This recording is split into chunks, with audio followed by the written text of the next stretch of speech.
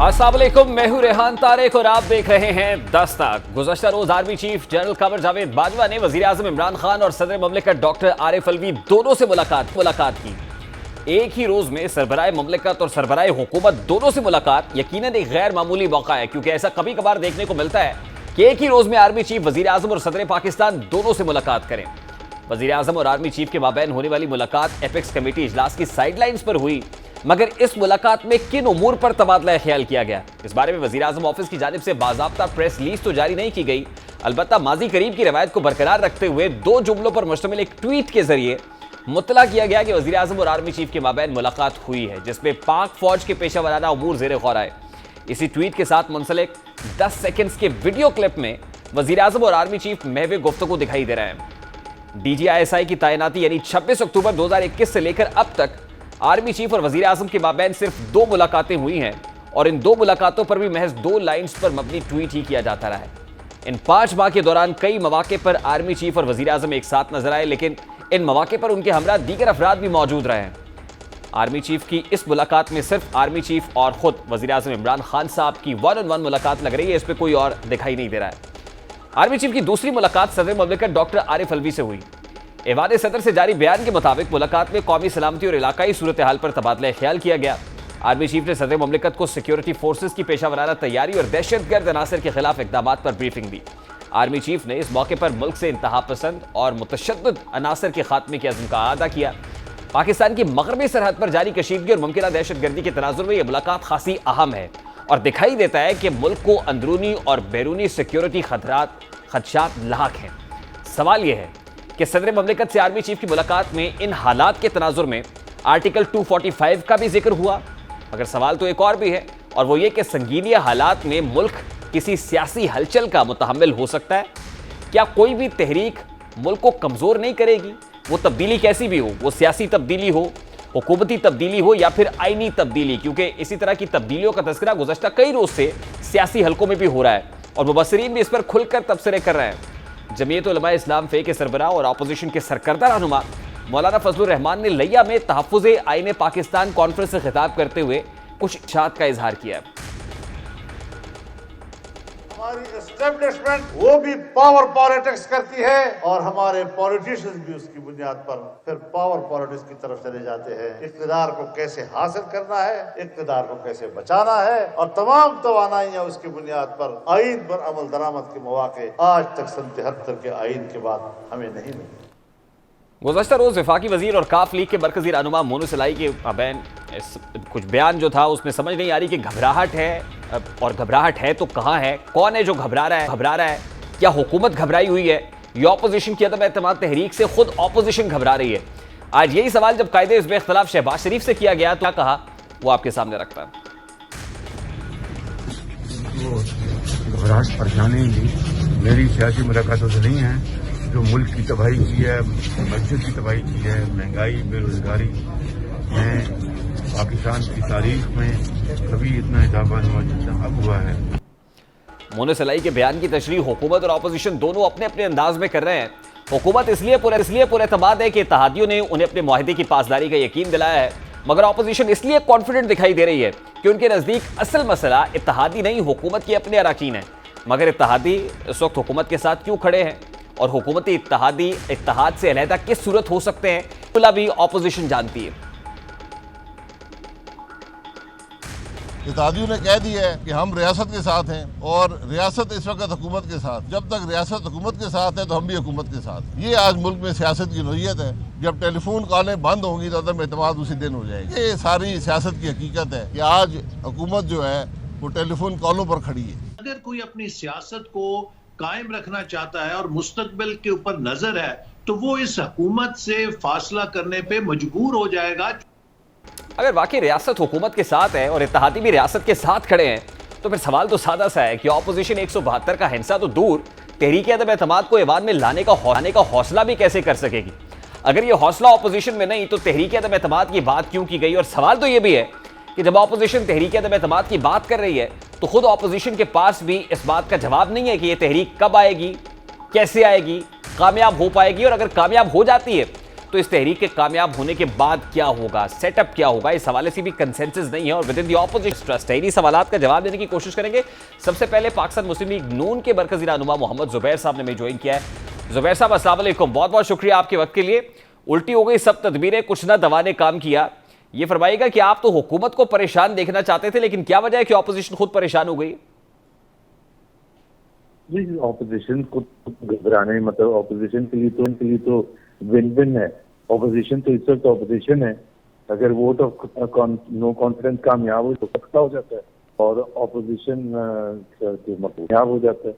नहीं, लेकिन सवाल तो ये है ना कि वोट ऑफ नो कॉन्फिडेंस की मूव कामयाब होगी कैसे? तहादियों ने तो लाल झंडी दिखा दी है, अब आपके पास क्या है कि आप इस मूव को लाएं और फिर उसको कामयाब कर लें? नहीं, मेरा ख्याल है आपको थोड़ा सा बिटवीन द लाइंस भी पढ़ना पड़ता है। कामिल अली आगा ने जो 2 दिन पहले कहा था हम रियासत के साथ खड़े हैं, कल उन्होंने रियासत की बात नहीं की थी। कल उन्होंने बल्कि मोने सिलाई के हवाले से भी ये कहा था कि हमारा जो हमने वादा किया था शहबाज साहब को, और वो अभी होना है। हमारी जो भी उनकी कोर कमेटी वगैरह है वो मिलेगी और वो फिर तमाम पहलुओं पर। जुबैर साहब, कामिल अली आगा साहब गुज़श्ता रोज हमारे प्रोग्राम में थे और मोने सिलाई साहब ने तो 2 टोक अंदाज में खान साहब को कह दिया आपने घबराना नहीं है। नहीं, वो तो उनको कह रहे हैं ना, आपने घबराना नहीं है। कामिल अली आगा साहब ने भी इसकी तायीद की है। थोड़ा सा बिटवीन द लाइंस कोई क्लैरिटी बिल्कुल अनाउंस कर सकते थे कि वोट ऑफ नो कॉन्फिडेंस में हम आपके साथ खड़े होंगे। एनीवेज, हम कुछ PMLQ पर कोई प्रेशर नहीं डाल रहे। उन्होंने जो फैसला करना है और वो क्लैरिटी के साथ सिर्फ हमें नहीं, पूरी कौम को भी जाहिर है उनको बताने की जरूरत होगी। नहीं, मोने सलाई साहब के स्टेटमेंट के बाद हुकूमत तो बजाहिर बड़ी कॉन्फिडेंट हुई है। वो बिटवीन द लाइंस जो ऑपोजिशन पढ़ने की कोशिश कर रही है, चलिए आप समझा दिए कि बिटवीन द लाइंस क्या है। मतलब अभी हमें तो समझ नहीं आ रही कि बिटवीन द लाइंस क्या है। क्या बिटवीन द लाइंस ये है कि इत्तेहादी साथ नहीं खड़े तो कम से कम पाकिस्तान तहरीक इंसाफ के अपने लोग साथ होंगे और यही कारगर साबित होंगे आपके लिए? इन पर तकिया किए हुए। जी, कारगर क्या, वो तो आज की बात तो नहीं है। आपको पता है शाहिद खान अब्बासी भी काफी अर्से से कहते आ रहे हैं। अभी एहसन इकबाल साहब ने भी कहा कि 5 वजीर जो हैं PTI के वो जंप करने के लिए तैयार हैं। अब देखिए ना, नंबर्स तो कोट किए जाते हैं, वो 5 हो, 10 हो, 12 हो, 22 हो, लेकिन इसके साथ IEEF है, इफ एंड ओनली इफ वाली कंडीशन है कि अगर फोन कॉल ना आए, और यही बात आज शाहिद खान अब्बासी साहब ने फिर की है कि अगर फोन कॉल्स आ जाती हैं तो फिर फैसला होगा कि क्या ये किस तरफ जाएंगे। तो क्या वाकई इसी बात का इंतजार कर रहे हैं फिर जुबैर साहब? उनका जो भी है कि वो एक अलग एलिमेंट है ना, न्यूट्रलिटी उनकी कितनी होगी एस्टैब्लिशमेंट की, वो तो एक उस पहलू से बात कर रहे हैं। 2 चीजें हैं ना, एक अलग अलग। आप देखें, आप अपनी एफर्ट पूरी करते हैं। एफर्ट करने का मतलब क्या है कि PTI के जो मेंबरान हैं जो कि खान साहब से नाराज हैं और जो कि बहुत से हमारे साथ रास्तों में हैं काफी अरसे से। दूसरी बात ये इत्तेहादियों का, जिस तरह आपने जिक्र किया कि हमने बेस्ट एफर्ट करनी है, ब्रॉड बेस होगा तो ज्यादा अच्छा होगा। तीसरी चीज ये है कि JKT ग्रुप है, वो इन्हीं के डिस्कंट्रोल्ड एलिमेंट्स हैं जो कि खुल के सामने, उनकी भी आपने देखा होगा 1 दिन पहले मीटिंग्स भी हुई हैं। और चौथी चीज है कि पाकिस्तान में बड़ी काम करती है, वो रोल है कि जी न्यूट्रल होंगे टेलीफोन कॉल्स के हवाले से जो बात होती है, तो वो तमाम एस्पेक्ट है। उधर तो हमारा देखिए ना, ये 4 चीजें हो, 5 चीजें हो या 50 चीजें हो, opposition is just going with the flow. मतलब तहरीक अदम एतमाद की मूव बनाने से पहले आपने कोई प्लानिंग नहीं की। एक तासुर ये है कि सोच समझ के ये मूव नहीं बनाई गई है, इस हवाले से जो फजा कायम की जा रही है, बल्कि अब आप सोचने पर मजबूर हो रहे हैं कि इसके बाद क्या करना है, और यहीं पर मिसट्रस्ट है जुबैर साहब। नहीं, मेरा ख्याल है ये तासुर सही नहीं है। इसमें इसलिए ये सही नहीं है कि ये दोनों चीजें साइमल्टेनियसली होती है। इसको पहले छुपा के पहले ये फैसला करना, पहले तो फैसला ऐसे ही होता है ना कि वोट ऑफ नो कॉन्फिडेंस करना है, और फिर उसके बाद जब वो फैसला हो गया तो फिर मीटिंग्स का आगाज किया गया। कुछ मेंबरान की लिस्ट हमारे पास मौजूद थी जिसकी बुनियाद पर हमें ये यकीन था कि हम ये लाइन क्रॉस कर सकते हैं। नहीं, let's be fair, are you confident about it कि आनी भी है या नहीं आनी है move? No, we are not confused about it. देखिए ना, एक चीज बड़ी इंपॉर्टेंट होती है, जो एक मेजर स्टेक होल्डर है, और वो मेजर स्टेक होल्डर जो है, जो हमारे सपोर्टर्स हैं, हमारे वर्कर्स हैं, उनका जो प्रेशर है, उसी की वजह से तो पार्टी है। उनका जो प्रेशर है कि जी आप बोलते रहते, करते कुछ नहीं है। मीडिया के भी बहुत से एलिमेंट्स ऐसे थे कि जी ये सबसे निकम्मी ऑपोजिशन है, तो let us make an effort. That's what my point is कि ये एक प्रेशर तो था ऑपोजिशन के ऊपर कि कैसी निकम्मी ऑपोजिशन है, जैसा कि आपने कह दिया है। तो क्या ऑपोजिशन ने ये फजा इसीलिए बनाई है कि डिस्ट्रैक्ट किया जाए कम से कम, और अपने वोटर सपोर्टर्स को भी बताया कि हम कुछ कर रहे हैं? तो ये सिर्फ एक डिस्ट्रैक्शन है, इससे ज्यादा कुछ नहीं है। No, we are not confused about it. देखिए ना, एक चीज बड़ी इंपॉर्टेंट होती है, जो एक मेजर स्टेक होल्डर है, और वो मेजर स्टेक होल्डर जो है, जो हमारे सपोर्टर्स हैं, हमारे वर्कर्स हैं, उनका जो प्रेशर है, उसी की वजह से नहीं, पार्टी है। जुबैर साहब, मैं बिल्कुल ठीक है, आपके स्टेक होल्डर्स का प्रेशर है, वोटर सपोर्टर्स का प्रेशर है, लेकिन मैं सवाल ये कर रहा हूं कि इसी प्रेशर में आके आपने बिना सोचे समझे एक फजा कायम करने की कोशिश की है। ईवान में आना कुछ नहीं है, खाया पिया कुछ नहीं, ग्लास थोड़ा बारह नहीं, सिर्फ डिस्ट्रैक्शन है, मैं ये कह रहा हूं। नहीं, डिस्ट्रैक्शन तो नहीं है, ये very very serious about it. ये तो बिल्कुल तासुर ऐसा कोई नहीं है कि जी डिस्ट्रैक्शन हो की और माहौल बन जाएगा और फिर हम वी आर वेरी सीरियस है तो नहीं। ऑपोजिशन देखिए ना, ऑपोजिशन के पास एक हमने अनाउंस कर दिया है, अब कल को हम लेके जाते हैं असेंबली में या नहीं लेके जाते हैं, तो वो भी हमें उसका भी रिस्क समझ के ही अनाउंस करना था ना। रिस्क तो बिल्कुल है, अब आपने कहा है तो लेकर जाए, अदरवाइज तो इसको ऑब्वियसली इसका कोई बैकफायर तो करेगा। तो सूटेबल मौका कब होगा, कब लेकर आ रहे हैं आप जुबैर साहब, इसको टेबल कब कर रहे हैं? वो सूटेबल मौका तो मेरा ख्याल है कभी भी हो सकता है, कल भी हो सकता है, और लेट्स वेट एंड सी। मतलब ये देखिए, इसमें जो सबसे बड़ा मसला ये होता है ना, while media has all the right in the world, ये जितने क्वेश्चंस आप कर रहे हैं, हमारे लिए सेंसिटिविटी ये होती है कि ये बड़ी सीक्रेसी रखनी होती है। हम अपने बच्चे सारे व्हाई वेट एंड सी, इंतजार किस चीज का है? देखिए नहीं देखें, मैंने आपको इतना कह दिया कि इसमें इतना ये जितना बड़ा सियासी मार्का होता है और इस किस्म की चीज होती है, वोट ऑफ नो कॉन्फिडेंस जैसी चीज, इसकी सेंसिटिविटी बहुत ज्यादा होती है। कुछ बच्चों का खेल तो होता है। फोन कॉल का इंतजार तो नहीं कर रहे आप? वी आर नॉट, देखिए फोन कॉल को बीच में पहले हटा देना। We are waiting for the best time to go to the assembly. And what would be that best time sir? Best time जो हम समझेंगे बेस्ट टाइम है, आप शायद हो सकता है एग्री ना करें, लेकिन हमारे लिए बेस्ट टाइम जो होगा, जब हम समझते हैं कि नाउ वी कैन स्ट्राइक, तो फिर उसी हिसाब से होगा। देखिए ना, there are so many ifs and buts sir, वो सूटेबल टाइम क्या होगा? देखिए, जब आप ये कह रहे हैं कि आपके पास नंबर गेम पूरी है, आपके साथ लोग राब्ते में हैं, नंबर्स कोट भी किए जा रहे हैं, what would be the suitable time then? इससे ज्यादा सूटेबल क्या हो सकता है? इंशाअल्लाह ताला हो जाएगा, कामयाब हो जाएंगे, तो फिर हम बता देंगे कि क्यों हम सब कुछ सामने लेके नहीं आ रहे थे। अभी आप मुझे बताएं ना कि इस वक्त हमारे लिए सबसे ज्यादा इम्पोर्टेंट ये है कि हम वोट ऑफ नो कॉन्फिडेंस करें और इतने 172 वोट इकट्ठे करें ताकि इमरान खान की हुकूमत चली जाए। That is a number one priority. Media might feel के we are not revealing everything, वो उनका राइट बनता है, और इसी वजह से स्पेकुलेशन। चलिए, एक और दरिया का सामना था मुनीर मुझको, मैं एक दरिया के पार उतरा तो मैंने देखा। बहुत शुक्रिया जुबैर साहब आपके वक्त के लिए। पाकिस्तान मुस्लिम लीग नून रहनुमा मोहम्मद जुबैर साहब हमारे साथ मौजूद थे। इस वक्त सीनियर एंकर पर्सन तजियाकार सना बुच्चा साहिबा ने हमें ज्वाइन किया है। अस्सलाम वालेकुम सना बुच्चा साहिबा, बहुत बहुत शुक्रिया आपके वक्त के लिए। अब सबसे पहले तो ये कहिएगा कि घबरा कौन रहा है, या आप यूं कह लीजिए कि कंफ्यूज कौन है at this point in time? क्या हुकूमत कंफ्यूज है या ऑपोजिशन कंफ्यूज है, जैसा कि आपने जुबैर साहब को सुना? जी मेरा ख्याल है कि कन्फ्यूजन तो आई थिंक इट्स मुझे नहीं पता कन्फ्यूजन है या नहीं है, लेकिन जाहिर है कि डर, घबराहट, केओस की फीलिंग और एक अनसर्टेनिटी तो आई थिंक दोनों तरफ ही है। लेकिन मुझे ये लगता है कि ऑपोजिशन जो है जिस तरह का वो एक पूरा एक नैरेटिव उन्होंने बना लिया है कि अभी तो वो होमवर्क भी कर रहे हैं और वो इत्तेहादियों से मिल भी रहे हैं। आज ये बात भी रूमर था कि परवेज़ अटाई साहब को नेक्स्ट नेक्स्ट पंजाब का सीएम की भी बात हो रही थी। तो ये तमाम तर चीज़ें जो हैं आई थिंक दोनों तरफ से ये तासुर तो दिया जा रहा है, वहाँ से ये तासुर दिया जा रहा है हुकूमत की तरफ से कि हम नहीं घबरा रहे, और अपोजिशन के हवाले से हम ये देख रहे हैं कि वो शायद इतने कॉन्फिडेंट जितना उनको होना चाहिए, उनके बयानात से वो इतने कॉन्फिडेंट दिख नहीं रहे। बिकॉज आपने देखा होगा कि शुरू में जब ये बात शुरू हुई तो राना सनाउल्लाह साहब ने बहुत कहा कि हमारे पास तो नंबर्स भी पूरे हैं और हम तो बिल्कुल हम बिल्कुल रेडी हैं और हुकूमत जाए। फिर मौलाना साहब की जब प्रेस कॉन्फ्रेंस हुई शहबाज शरीफ साहब के साथ इशाइये के बाद, तो उन्होंने ये कहा कि हम अभी होमवर्क कर रहे हैं। तो मेरा ख्याल है तासुर यहाँ पे भी अब ये दिया जा रहा है कि शायद हम इतने कॉन्फिडेंट नहीं हैं, लेकिन मेरा ख्याल है ये जो अपोजिशन तासुर दे रही है ये थोड़ा सा आई थिंक क्या कहते हैं वो आई थिंक वो ब्लफ कर रहे हैं। क्योंकि मुझे ये लगता है कि इत्तेहादियों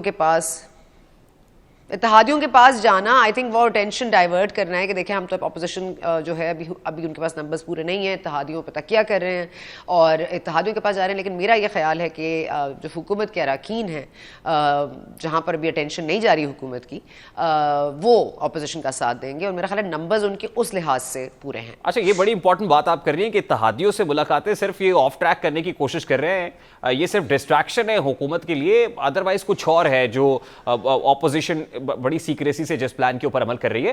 खासतौर पे मोनिस इलाही साहब का जो गुज़श्ता रोज का स्टेटमेंट था वो बज़ाहिर तो हुकूमत के लिए एक ब्रीदर है, एक ताज़ा हवा का झोंका है कि खान साहब आपने घबराना नहीं है, लेकिन साथ ही वो जब ये कह रहे हैं कि अपने लोगों से कह दीजिए कि आपने घबराना नहीं है, तो ऑपोजिशन जब हम पूछते तो वो कहते हैं बिटवीन द लाइन्स पढ़ें। क्या यही है बिटवीन द लाइन्स, इसका मतलब यही समझा जाए कि इत्तेहादी नहीं बल्कि तकिया ऑपोजिशन का भी हुकूमत के अपने लोगों पर है? देखिए ये कह चुके हैं वो मेरा ख्याल है कि सीनियर रहनुमा जब गुफ्तगू की है, मतलब राना सना साहब मेरे प्रोग्राम में भी थे पिछले हफ्ते, तो उन्होंने यही कहा था कि इत्तेहादियों ने अपने जो वादे और मुआहदे किए हुए हुकूमत के साथ वो ज़रूर निभाते रहें और हमें उनकी ज़रूरत नहीं है क्योंकि हमारे नंबर्स तो और पूरे हैं। उन्होंने यहाँ तक कहा कि जो हमें छोड़ कर गए थे हम उनको वापस अकोमोडेट करने की भी हमारी जो नवाज शरीफ साहब हैं या हमारे जो सीनियर लीडर्स हैं इस पर सोच विचार कर रहे हैं, जिसका मतलब जाहिर है यही है कि आपके जो टूट के जो पाकिस्तान तहरीक इंसाफ में बने थे या उनका उसका हिस्सा बने थे वो वापसी पर तोल रहे हैं। और जाहिर है कि ये बात की में कोई सदाकत होगी तभी राना सनाउल्लाह साहब जैसे लोग या एहसन इकबाल साहब जैसे लोग इसके ऊपर हिंट भी करते हैं और ओपनली भी कहते हैं। दूसरी तरफ मुझे जो लगता है कि अगेन वही ज़रा तज्जिया ही कर सकते हैं हम गिवन सर्कमस्टांसिस पे, तो इनके जो सेकंड टियर है जैसे पाकिस्तान मुस्लिम लीग नवाज का जो एक सेकंड टियर है उसको पता ही नहीं है कि प्लान ऑफ एक्शन क्या है। जो उनके 4-5 जो मरकजी लोग हैं वो आई थिंक उनको ही पता है क्या करना है। They are keeping their cards very close to the chest. अभी भी कोई उनकी हिकमत अमली आपको वाज़ेह तौर पर ये बात बिल्कुल दुरुस्त फरमा रही हैं आप। ऑपोजिशन ने अपने ताश के पत्ते सीने से लगाए हुए हैं और बिल्कुल ओपन नहीं कर रहे, और ये बात भी ठीक है, ये एनालिसिस बिल्कुल दुरुस्त है कि जो टॉप टियर में भी 2-3 लोगों को ये पता है कि क्या होने जा रहा है। वो मौलाना फजलुर रहमान साहब हों, वो नवाज शरीफ साहब हों, वो आसिफ अली जरदारी साहब हों या वो शहबाज शरीफ साहब हों कि करना क्या है। नीचे के लोगों से भी जब हम बात करते हैं तो उनको बिल्कुल ब्लाइंड है, वो उनको अंदाजा नहीं है कि क्या होगा।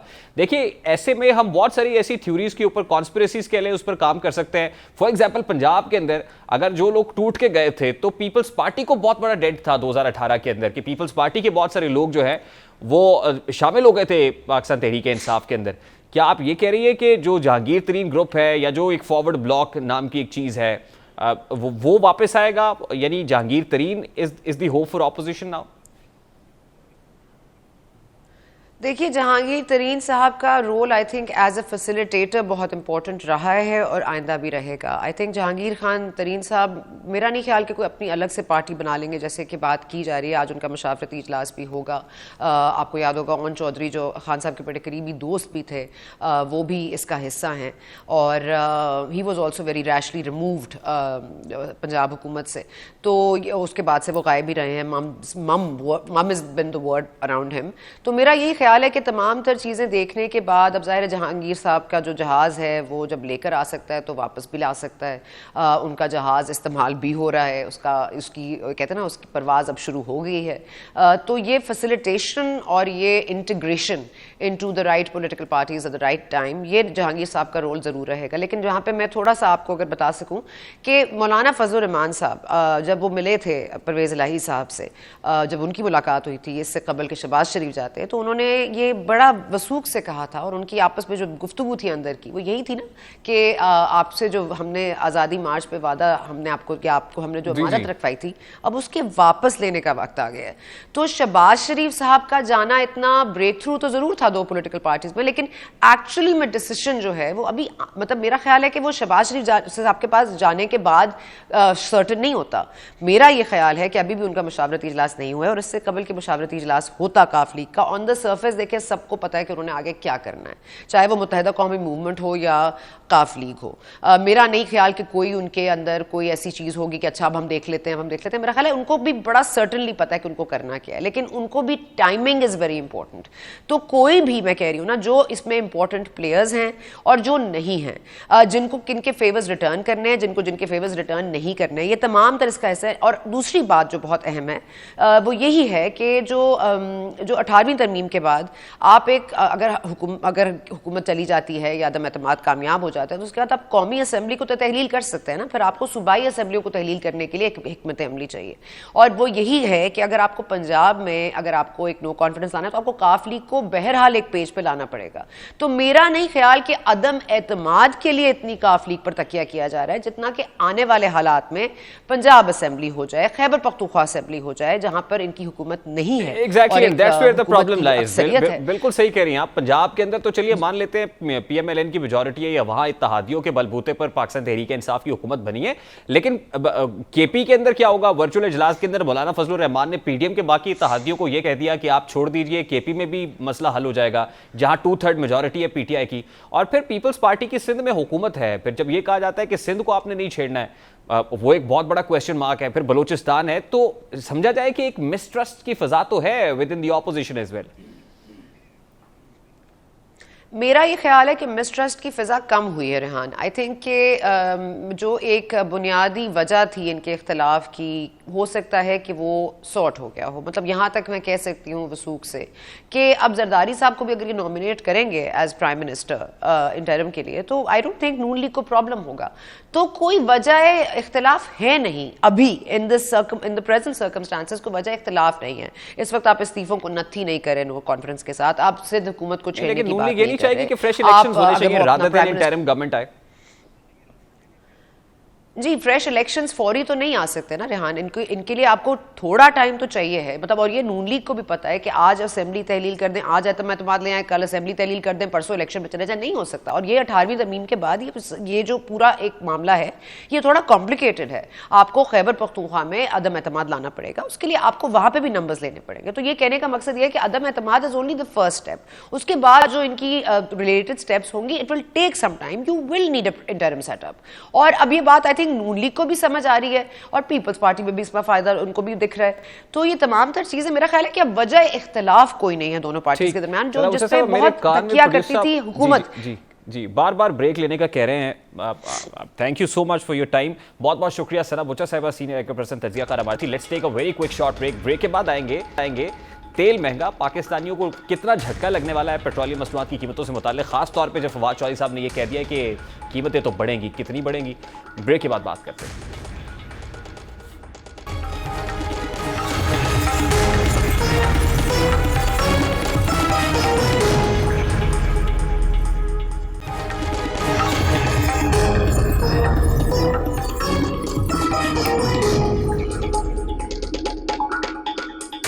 Welcome back. रूस और यूक्रेन तनाज़ा हर आने वाले दिन के साथ शिद्दत इख्तियार करता चला जा रहा है। अमरीकी महकमा दिफा पेंटागन ने रूस के यूक्रेन पर मुमकिना हमले की खबरों से मुतालिक बयान देते हुए कहा है कि वो यूक्रेन पर हमले के रूसी मंसूबे की इत्तलात की तस्दीक नहीं कर सकते। तर्जुमान पेंटागन का कहना था कि अभी इस पोजीशन में नहीं है कि इन इत्तलात की तस्दीक करें, लेकिन अमरीका को यकीन है कि बड़ा फौजी ऑपरेशन किसी भी वक्त हो सकता है। इसी के बायस आलमी मंडी में तेल की कीमतों में मजीद इजाफा हो गया है। आलमी मंडी में तेल की कीमतों में 3% इजाफे के बाद खाम तेल की कीमत गुज़श्ता 7 बरस की बुलंद तरीन सतह पर पहुंच गई है। अब कीमतें कितनी बढ़ेंगी बात करेंगे। इस वक्त माहिर इक्तिसादी अमूर डॉक्टर फरूख सलीम हमारे साथ मौजूद है। अस्सलाम वालेकुम डॉक्टर साहब, बहुत बहुत शुक्रिया आपके वक्त के लिए। डॉक्टर साहब, फवाद चौधरी साहब को आपने सुना, वो कहते हैं कि अब मुमकिन नहीं है कि हम कीमतों को रख सकें। इंटरनेशनल मार्केट के अंदर जो कुछ हो रहा है, हमें कीमतें बढ़ानी पड़ेंगी, लेकिन आपका एनालिसिस क्या है, ये कीमतें कितनी बढ़ने वाली है?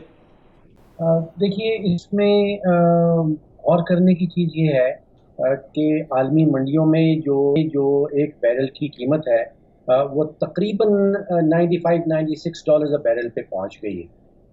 लास्ट टाइम जब ये इस लेवल पे थी तो ये 2014 का साल था, यानी कि 2014 में आलमी मंडियों में एक बैरल जो है वो $96 का था, और अब वो कोई 7 साल के बाद वापस $96 पे आया है।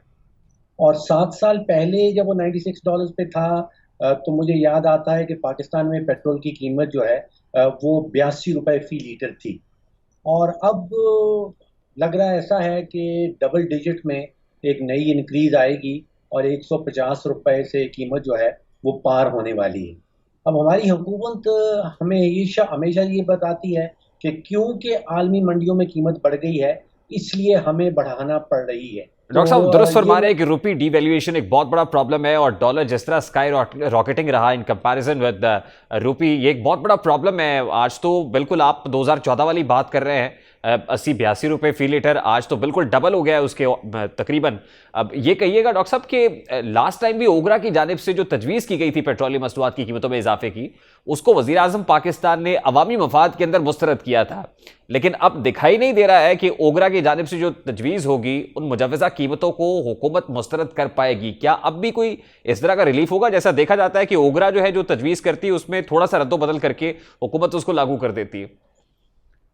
देखिए, पहले जो फैसला वज़ीर आज़म साहब ने किया है वो मैं समझता हूँ कि सियासी फैसला था, वो माशी फैसला नहीं था। सियासी तौर पे हुकूमत जो है इस वक्त पीटीआई की हुकूमत वो बहुत डिफरेंट डायरेक्शन से अंडर प्रेशर है। इन्फ्लेशन का और महंगाई की अफरात दर की शरह जो है उससे सारे पाकिस्तानी जो है बहुत बुरी तरह मुतासर हो रहे हैं। तो डॉक्टर साहब इंटरनेशनल मार्केट के अंदर जो पेट्रोलियम प्राइसेस है, क्या बिल्कुल डायरेक्टली ये प्रेशर पब्लिक तक ट्रांसफर होगा, या आपको लग रहा है कि अभी भी हुकूमत के पास कोई कुशन होगा कि आवाम तक इतना प्रेशर ना जाए और ख़ुद जो है वो कहीं पर जीएसटी छूट देकर या लेवी कम करके इसको मिनिमाइज किया जाए? देखिए, बहुत ही मुश्किल में है इस वक्त हुकूमत हमारी, क्योंकि आईएमएफ से वादा कर चुकी है, और आपको याद है कि वज़ीर ख़जाना साहब ने ऐलान किया था कि हर महीने जो है वो 4 रुपए फी लीटर पेट्रोलियम लेवी की मद में इजाफी टैक्सेस भी लगाए जाएंगे। और वो आईएमएफ के साथ हमारा मुआहदा है कि लगभग 310 अरब रुपया हमने पेट्रोलियम लेवी की मद में इकट्ठा करना है। तो ये जाना है इवेंचुअली टैक्स 30 रुपए फी लीटर तक जो सिर्फ पेट्रोलियम लेवी का होगा। लग रहा है कि जो आलमी जियोपॉलिटिकल सिचुएशन उभर रही है उससे इसका एक गहरा ताल्लुक लग रहा है। जी, बड़ी इंपॉर्टेंट बात आप कर रहे हैं कि जियोपॉलिटिकल सिचुएशन जैसे जैसे इवॉल्व होगी उसके कुछ ना कुछ इंप्लीकेशंस तो आएंगे, और खासतौर पे यूक्रेन रशिया कॉन्फ्लिक्ट जो है अगर आने वाले दिनों में मजीद शिद्दत इख्तियार करता है तो आप क्या देख रहे हैं? ये पेट्रोलियम प्रोडक्ट्स जो है इसकी कीमतों में अब इजाफा होगा, ये कोई इंक्रीमेंटल चेंज होगा, अचानक से एक प्रेशर आएगा जो हमारी मार्केट को भी सफ़र करेगा? जी बिल्कुल, नज़र में है, पोटेंशियली आएगा, लेकिन जैसे मैंने पहले शुरू में कहा था कि ये असल इजाफा जो पेट्रोल की कीमत में आ रहा है या डीजल की कीमत में आ रहा है, ये हमारा रुपया गिरने के नतीजे में आ रहा है। ये इस नतीजे में नहीं आ रहा कि आलमी मंडियां जो हैं वो कहीं तेजी से बढ़ेंगी। देखिए, 7 साल पहले भी यही आलमी मंडियों में कीमत थी जो आजकल चल रही है। तो हमारे ऊपर जो जो जो जो बोझ है वो हमारे रुपए और डॉलर की जो पैरिटी है उसके गिरने के नतीजे। अच्छा डॉक्टर साहब, लास्टली ये फरमाइएगा सर, आने वाले 6 माह के अंदर, क्योंकि इमरान खान साहब का इलेक्शन ईयर शुरू हो जाएगा, हुकूमत का और अपोजिशन पार्टीज का भी पॉलिटिकल नैरेटिव भी बिल्ड किया जाएगा, आवाम को रिलीफ देने की कोशिश भी की जाएगी। अब ये कहा जा रहा है कि 1 साल के अंदर अंदर महंगाई में कमी वाक़ होगी, गुर्बत के खात्मे से मुताल्लिक आगे बढ़ेंगे, तो आपको बिलखुसूस ये जो पेट्रोलियम प्राइसेस हैं वो क्या कम होती हुई अगले 6 माह में या ज़्यादा होती हुई दिखाई दे रही है, और फिर बिलउमूम जो ओवरऑल प्राइसेस हैं यूटेंसिल्स की वो क्या दिखाई दे रही हैं आपको? देखिए, हुकूमत का अपना एक इदारा है जो पाकिस्तान ब्यूरो स्टेटिस्टिक्स कहलाता है। उसको अगर आप खोल के देखें, उसकी लेटेस्ट रिपोर्ट जो है वो एक होलसेल प्राइस इंडेक्स भी शो करती है। एक तो हम देखते हैं कि जो कंज्यूमर प्राइस इंडेक्स आता है 13% पे, जो आप और मैं फेस करते हैं। एक सेंसिटिव प्राइस इंडेक्स आता है, यानी कि खाने पीने की खास तौर पे जो अशिया हैं उनमें भी तकरीबन 20-21% इजाफा आ रहा है। लेकिन जो होलसेल प्राइस इंडेक्स है, यानी कि होलसेल के लेवल के ऊपर, वो तकरीबन 25, 26, 27% तक चला जाता है।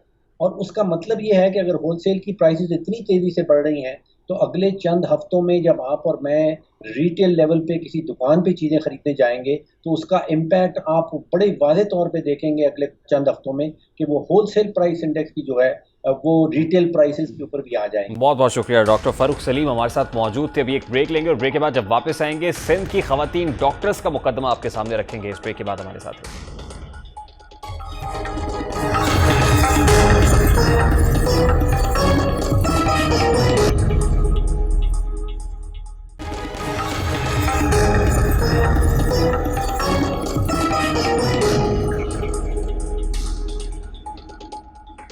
Welcome back. बेटी को डॉक्टर बनाना हर वालिद की ख्वाहिश होती है। सफेद कोट और गले में लटकता स्टेथोस्कोप हर वालिद का मान बढ़ाता है। बेटी के कदम अस्पताल के फर्श को छूते और आंखें मरीज की धड़कनों पर, और वालिदैन का दिल खुशी से धड़कना शुरू कर देता है। मगर सुबह सिंध के मेडिकल कॉलेजेस में सफेद कोट की बजाय सफेद कफन और स्टेथोस्कोप की जगह बेटियों के गले में फंदा वालिदैन को देखने को मिलता है।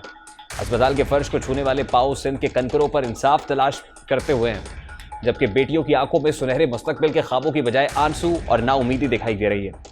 चांडिका मेडिकल कॉलेज में 2 साल के वक्फे में खुदकुशी करने वाली 2 डॉक्टर्स की मेडिकल रिपोर्ट्स में इंकशाफ हुआ कि उनके कपड़े से एक ही फर्द के नमूने मिले हैं, जब उसी मेडिकल कॉलेज से कई किलोमीटर दूर पीपल्स मेडिकल कॉलेज की एक तालिबा को भी ऐसी ही तकलीफदेह सूरत हाल से गुजरना पड़ा।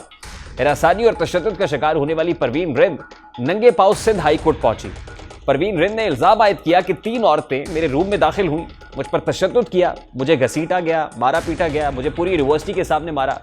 परवीन रिंद ने कहा कि हॉस्टल में बच्चियां खुदकुशियां नहीं करती, उनको पंखे से लटकाया जाता है। ये लोग मिलकर इन बच्चियों को मारते हैं। सिंध की बेटियों को मारकर खुद दिया जाता है। परवीन रिंद के इन इल्जामात में किस हद तक सदाकत है, खुद डॉक्टर परवीन रिंद इस वक्त हमारे साथ मौजूद है, उनसे बात करते हैं। अस्सलाम वालेकुम डॉक्टर साहब, बहुत बहुत शुक्रिया आपके वक्त के लिए। आपने जुर्रतमंदी का मुजाहिरा किया है। सबसे पहले तो ये फरमाइएगा कि आपका मुकदमा असल में है क्या, और ये मुकदमा किसके खिलाफ लड़ रही हैं आप? मेरा मुकदमा ये है कि अभी तक जवाबदार गिरफ्तार नहीं हुए, उनको सपोर्ट दी जा रही है, उनको स्ट्रेस दिया जा रहा है वो गिरफ्तार हों फर्स्ट ऑफ ऑल तो।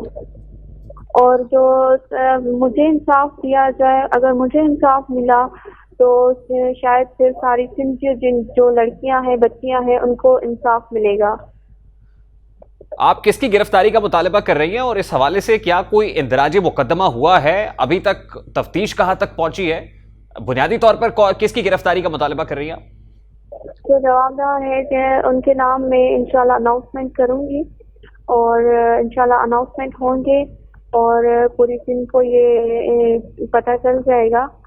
और दूसरी बात के चीफ जस्टिस साहब ने ये एक तो मतलब नाराजगी का इजहार किया।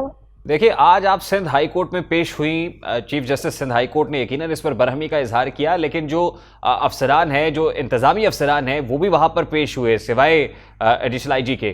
तो प्रोसीडिंग्स क्या हुई वहां पर? जो इंतजामी अफसरान हैं उनकी जानिब से क्या कहा गया? उनकी जानिब से यही कहा गया कि ऐसा कोई मतलब ऐसा कोई इशू नहीं था, ऐसी कोई बात नहीं जितना बच्ची ने इशू किया था। डॉक्टर साहब, गालिबन ये कोई पहला वाकया तो नहीं है आपके इस मेडिकल कॉलेज के अंदर, इस तरह के वाकयात पहले भी रूनुमा हुए होंगे। आप वो पहली हैं जो इनके खिलाफ आवाज बुलंद कर रही हैं। बुनियादी तौर पर क्या होता है, आज से पहले क्या ऑब्जर्व किया और आप पर क्या गुजरी? मेरे जो 9 फरवरी और सुबह 9 बजे जो मेरे साथ वाकया हुआ, शायद वो मैं दुआ करूंगी कि किस बच्चे के साथ ना हो। बहुत इब्तनाक और हैरतनाक वाकया था। मैं ऐसे समझ रही थी कि मेरे सर के ऊपर आसमान नहीं, मेरे पाँव के नीचे जमीन नहीं। गुलाम मुस्तफा राजपूत गालिबन डायरेक्टर हैं आपके इस मेडिकल कॉलेज में? जी जी जी बिल्कुल। और आप ये कह रहे हैं कि हॉस्टल की जो वार्डन है उन्होंने गुलाम मुस्तफा राजपूत के वहां पर आपको हरास किया। 9 फरवरी को जो कुछ हुआ, ये पहला एपिसोड था या इससे पहले भी कोई एपिसोड्स हो चुके थे इस तरह के? पहले भी हो चुके थे, लेकिन जो मतलब बच्चियां आवाज नहीं उठाती, बच्चियां डरती हैं, बच्चियां टेंशन में आवाज नहीं उठाती, क्योंकि बच्चियों को डायरेक्ट यही धमकी दी जाती है, आपकी एडमिशन कैंसिल होगी, आपका जो पेपर है वो फेल किया जाएगा, आपकी CGPA कम आएगी, और बहुत सारी जो धमकियां हैं, ब्लैकमेलिंग की जाती है, और बच्चियां डर के मारे जो अपने पेरेंट्स को भी नहीं बता पाती। डॉक्टर साहब, ये जो वार्डन है हॉस्टल की, ये मुतालबा क्या कर रही थी? यानी गुलाम मुस्तफा राजपूत के इमाम पर कोई ना कोई मुतालबा तो किया होगा, वो डायरेक्टर ने किया होगा या वार्डन ने किया होगा? वार्डन थी, एक वार्डन नहीं थी, इनके साथ और भी थी। एक वार्डन नहीं थी, जस्ट इनके साथ और भी थी। और इन्होंने यही बोला था कि आप गुलाम मुस्तफा की जो है बात अगर नहीं मानेंगी तो आपको मारा जाएगा और बोला जाएगा खुदकुशी है, और जो है आपको आप ये बात आउट भी नहीं करेंगी। तो किस चीज ने आपको मजबूर किया कि आप बिलाखिर जो है आवाज बुलंद करें, खड़ी हो जाए अपने हक के लिए? देखिए, अब जो है वो इंसान बर्दाश्त कर करके थक जाता है, और करे भी तो किस हद तक बर्दाश्त करे। बता सकती है डॉक्टर साहब कि और कितनी बड़ी तादाद के अंदर है लड़कियां आपके हॉस्टल की या आपके मेडिकल कॉलेज की जिनके साथ ऐसे ही इश्यूज हैं, ऐसे ही प्रॉब्लम्स हैं, और वो आपके पीछे खड़ी हुई हैं और वो कह रही हैं कि डॉक्टर साहबा ये आवाज बुलंद कीजिए? ऑलमोस्ट काफी सारी 1700 जो है वो लड़कियां हैं, 1700 जो लड़कियां हैं मौजूद है, लेकिन कहा जा सकता है कि सारी जो है हरासमेंट का शिकार हैं। जितनी लड़कियां वहां पर पढ़ रही हैं वो हॉस्टलाइट हैं, वो सभी इसी तरह के मरहले से गुजरती है, आप ये कह रही हैं? बिल्कुल जी, बिल्कुल। आपकी एफआईआर में नामजद किया आपने डॉक्टर गुलाम मुस्तफा को? वो जो नॉमिनेट जो मैंने नाम है वो मैं जी, और मुझे ये भी दबाव किया क्या आपकी एफआईआर एक शख्स पे काटी जाएगी अगर आप जो है जवाबदार होंगे। यानी उनकी जानिब से आपको कहा गया कि एफआईआर का इंदराज हो जाएगा अगर आप नामजद एफआईआर ना करें, यानी इनके नाम इसमें मेंशन ना करें तो एफआईआर हो जाएगी, ये कह रही हैं आप?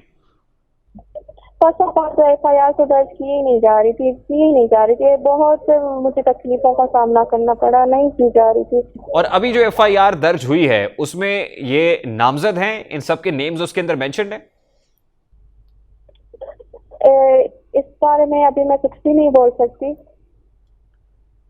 अच्छा डॉक्टर साहब, लास्टली मुझे ये बताइएगा कि आपको इंसाफ की उम्मीद है, और अगर है तो किससे? फर्स्ट ऑफ ऑल तो मैं चीफ जस्टिस का शुक्रिया अदा करती हूँ, उन्होंने मेरे सर पे हाथ रखा और मुझे इंशाल्लाह वही इंसाफ दिलाएंगे। मेरे साथ पूरी सिंध है, मेरे साथ पूरा पाकिस्तान है, मेरे साथ सोशल मीडिया है, इंशाल्लाह मुझे इंसाफ जरूर मिलेगा। मेरे साथ सारे बहन भाई हैं, मुझे इंसाफ मिलेगा। बहुत बहुत शुक्रिया। डॉक्टर परवीन रिंद हमारे साथ मौजूद थी, अपने हक की आवाज़ बुलंद किए हुए हैं और उम्मीद करते हैं कि इंसाफ भी मिलेगा। अभी एक ब्रेक लेंगे और ब्रेक के बाद जब वापस आएंगे तो भारत में जो हिजाब का तनाज़ा चल रहा है और फिर पाकिस्तान में वफाकी वज़ीर मज़हबी वो नूरुल हक कादरी साहब ने एक ख़त लिखा है, उस ख़त में उन्होंने क्या लिखा है वो भी आपके सामने रखेंगे।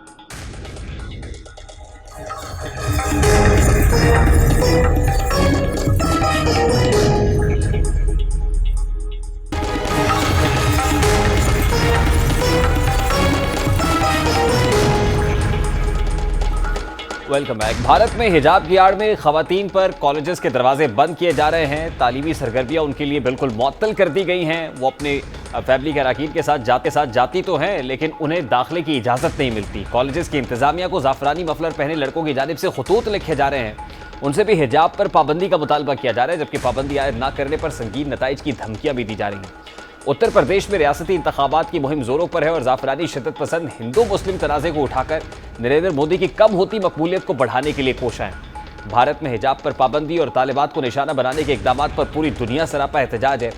जहां भारत में मुस्लिम खवातीन के सर से ज़बरदस्ती आंचल खींचने की कोशिशें की जा रही हैं, वहीं पाकिस्तान में औरत मार्च के खिलाफ कार्रवाई के लिए रियासत पर दबाव बढ़ाने की कोशिशों का आगाज़ हो चुका है। खवातीन के आलमी दिन से महज 3 हफ्ते कबल वजीर मजहबी अमूर नूरुल हक कादरी ने वजीर आज़म को खत लिखा है जिसमें औरत मार्च के नारों पर पाबंदी का मुतालबा कर दिया है। खत के मतन के मुताबिक औरत मार्च के नारे गैर मुनासिब हैं, उन पर पाबंदी लगनी चाहिए। वफाकी वजीर के मुताबिक औरत मार्च के नारों और बैनर से तासुर दिया जाता है कि मसला हुकूक निस्वा से ज़्यादा इस्लामी तर्ज़ माशरत में है।